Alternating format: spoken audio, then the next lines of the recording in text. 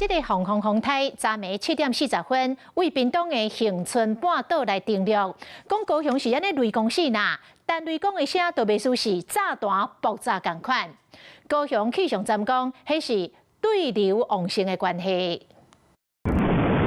刚失去画面中一阵死呐了后，刷落来。 但雷公弹甲非常大声，但雷死那了后，就开始透风落大雨。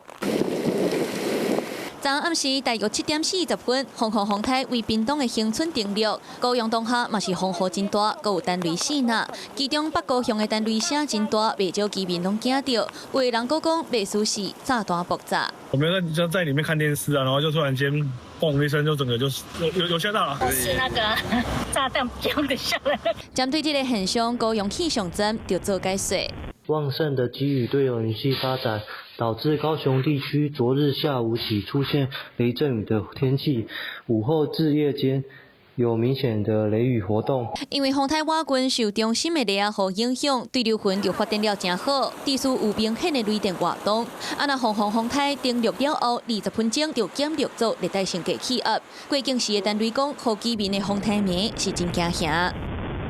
Hello， 我是林纯佩，想要掌握最及时的新闻资讯或是体坛动态吗？赶快按赞、订阅、开启小铃铛，锁定华视新闻的 YouTube 频道。